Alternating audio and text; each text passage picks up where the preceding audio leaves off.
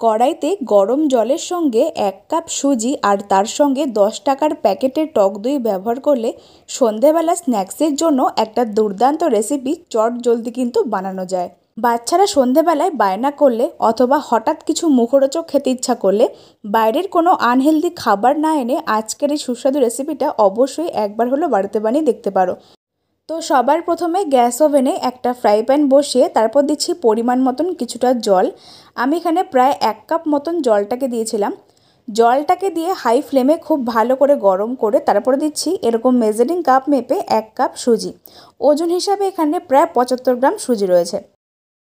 তো সুজিটাকে দিয়ে দেওয়ার পর এবার দিয়েছিলাম স্বাদ মতন সামান্য নুন। আর আমি এখানে 10 টাকার প্যাকেটের 1 প্যাকেট টক দই নিয়েছিলাম। তোমরা যে কোনো দোকানেই এই প্যাকেটের টক দইটা কিন্তু পেয়ে যাবে। তাছাড়া তোমরা অন্যান্য যে কোনো প্যাকেটের টক দই ব্যবহার করতে পারবে। তো টক দইটাকে আমি এখানে সম্পূর্ণ দিয়ে এবার সমস্ত কিছু খুব ভালো করে সুজির সঙ্গে মিশিয়ে নিচ্ছি। আর নুনের পরিমাণটা অবশ্যই তোমরা স্বাদ মতন বুঝে ব্যবহার করবে। তো আমি এখানে সুজি, টক দই আর নুনটাকে দিয়ে খুব ভালো করে মিশিয়ে নেব। আর ফ্লেমটাকে এই সময় একটু বাড়িয়ে দিয়েছিলাম।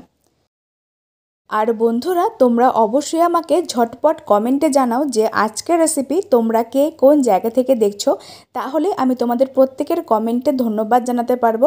আর আমার আজকের এই ভিডিওটা ফেসবুক পেজ থেকে দেখলে অবশ্যই ফুডিমিতা পেজটিকে ফলো করে দিও। দেখতেই পাচ্ছ প্রায় 2 থেকে 3 মিনিট সময় নিয়ে এভাবে নেড়েচেড়ে মিশিয়ে নিয়েছি।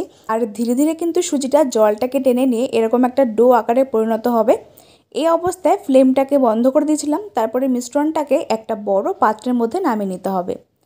একটা বড় জায়গায় সুজির মিশ্রণটাকে নামিয়ে নেওয়ার পর হাত দিয়ে একটু ছড়িয়ে নিচ্ছি, যাতে করে একটু ঠান্ডা হয়ে যায়, যেহেতু মিশ্রণটা অনেকটাই গরম রয়েছে।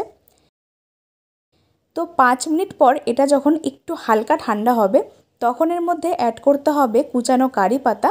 আর এখানে নিয়েছিলাম ঝাল মতন কাঁচা লঙ্কা কুচি আর একটা ছোট সাইজের কুচানো পেঁয়াজ। তোমরা নিরামিষ বানাতে চাইলে পেঁয়াজটাকে স্কিপ করতে পারো। তারপর দিয়েছিলাম হাফ চা চামচ গোটা সাদা জিরে, স্বাদ মতন সামান্য পরিমাণে একটু চিনি। এবার এই সমস্ত কিছু হাতের সাহায্যে খুব ভালো করে মেখে নিয়ে একটা ডো আকারে বানিয়ে নিচ্ছি। আর সব শেষে দিচ্ছি সামান্য পরিমাণে একটু সাদা তেল। এতে করে ডোটা মেখে নেওয়ার সময় হাতে লেগে আসবে না, মাখতে সুবিধা হবে। সন্ধেবেলায় বাচ্চারা যখন মুখরোচক কিছু খেতে বায়না করে অথবা হঠাৎ বাড়িতে কোনো অতিথি আসলে তাদেরকে এইভাবে কিন্তু আজকের রেসিপিটা বানিয়ে সার্ভ করতে পারো। একটু সময় নিয়ে হাত দিয়ে খুব ভালো করে মেখে নিয়েছিলাম। আর ঝালের পরিমাণটা অবশ্যই তোমরা প্রয়োজন মতন দিয়ে নেবে। এবার আমি হাতে সামান্য পরিমাণে তেল মেখে নিয়েছি। এখন এর থেকে অল্প অল্প করে অংশ নিয়ে প্রথমে হাতে ভালো করে গোল করে নিচ্ছি। আর এইভাবে গোল পাকিয়ে নেওয়ার সময় যদি সাইডে কোনো ফাটল থাকে তাহলে মিশ্রণটাকে আরেকবার একটু ভালো করে মেখে নেবে।